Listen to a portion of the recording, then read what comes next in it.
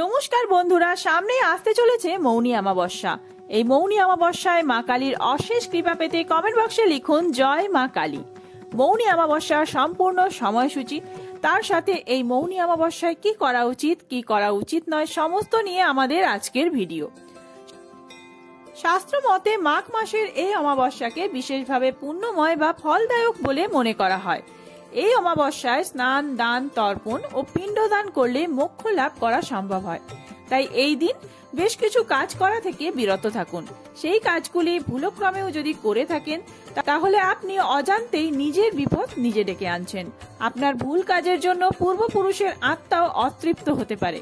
তাই মৌনী অমাবস্যার দিন কোন কোন কাজগুলি একেবারেই করা উচিত নয়, চলুন জেনে নেওয়া যাক। মৌনী অমাবস্যার দিন অবশ্যই আপনার পূর্বপুরুষদের আত্মার শান্তি কামনায় স্নান ও তর্পণ করতে হবে। তর্পণ না করলে পূর্বপুরুষদের আত্মা চির অতৃপ্ত থাকবে।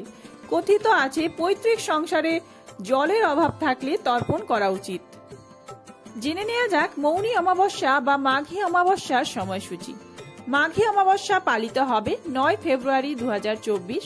সেদিন কাক ভোর 3:32 শুরু হবে এই তিথি, থাকবে রাত 11:58 পর্যন্ত। এই তিথি মৌনী অমাবস্যা নামে পরিচিত। এর পরের যে অমাবস্যা পড়ছে তা পড়েছে 10ই মার্চ। আগের দিন দুপুর 1:47 লাগছে এই তিথি, থাকবে পরের দিন সকাল 9:59 পর্যন্ত। মৌনী অমাবস্যার প্রধান কাজ হলো নীরব থাকা, অর্থাৎ মৌন হয়ে ধ্যান অনুশীলন করা। এই দিন প্রধান অভ্যাস আপনাকে যেটি ত্যাগ করতে হবে সেটি হলো কথা বলা থেকে বিরত থাকতে হবে। অভ্যন্তরীণ নিস্তব্ধতার প্রচার করতে হবে। নেতিবাচক চিন্তা এড়াতে হবে এবং ইতিবাচক এবং আত্ম উন্নতির দিকে মনোনিবেশ করার পরামর্শ দেওয়া হয় মৌন অমাবস্যাতে। হিন্দু ক্যালেন্ডার মতে আগামী 9 ফেব্রুয়ারিতে পালিত হতে চলেছে মৌনী অমাবস্যা বা মাঘী অমাবস্যা। মাঘী অমাবস্যাতে খারাপ কিছু যোগ তো রয়েছেই, তার সাথে রয়েছে সর্বার্থ সিদ্ধি যোগ। এই যোগে যে কাজই করুন না কেন তাতেই মিলবে সাফল্য।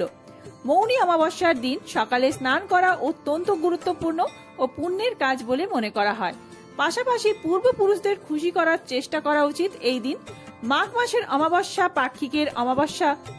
তো চলুন এবার জেনে নেওয়া যাক কি খাবেন আর কি খাবেন না এবং কোন কাজগুলি করা উচিত আর কোন কাজ একেবারেই করবেন না। মাঘ মাসের এই মাঘী অমাবস্যা সকল অমাবস্যার মধ্যে বিশেষ। ওই দিন মাংস, মদ, তামসিক ইত্যাদি খাওয়া উচিত নয়। কোনোভাবেই আমিষ খাবার খাবেন না। ব্রহ্মচর্যের নিয়ম মেনে চলতে হবে। মাছ খেতে পারেন, তবে মাংস, ডিম এই সমস্ত খাওয়া যাবে না।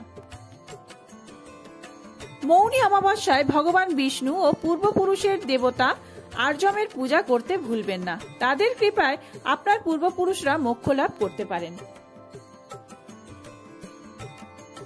মৌনী অমাবস্যায় ও মাঘ মাসে স্নান করা অত্যন্ত পুণ্য ও ফলদায়ক। ধর্মীয় বিশ্বাস অনুসারে মাঘ মাসে যে ব্যক্তি গঙ্গা স্নান করেন তিনি সহজেই বিষ্ণুর আশীর্বাদ লাভ করেন এবং মোক্ষ লাভ হয়। মৌনী অমাবস্যায় গরু, কুকুর, কাক, পাখি প্রভৃতি কোনো প্রাণীকেই কোনোভাবে ক্ষতি করবেন না, কারণ অমাবস্যার দিন পঞ্চবলী কর্ম অনুসারে এই প্রাণীদের খাবার খাওয়ানো উচিত। পূর্বপুরুষেরা সেই খাবার খেয়ে থাকেন। অমাবস্যার দিনে সাদা কাপড় কেনা এড়িয়ে চলুন, কারণ ওই দিন সাদা কাপড় পূর্বপুরুষদের দান করা হয়। জামা কাপড়ের মধ্যে লুঙ্গি, ধুতি ও তোয়ালে দান করতে পারেন। এই মৌনী অমাবস্যাতেই হতে চলেছে রটন্তী কালী পুজো। রটন্তী কালী পুজোর সময়সূচি এবং পুজোর বিভিন্ন নিয়মবিধি নিয়ে খুব তাড়াতাড়ি ভিডিও আসছে। সেই ভিডিওটি দেখার জন্য অবশ্যই চ্যানেলটি সাবস্ক্রাইব করে সাথে থাকবেন। ধন্যবাদ।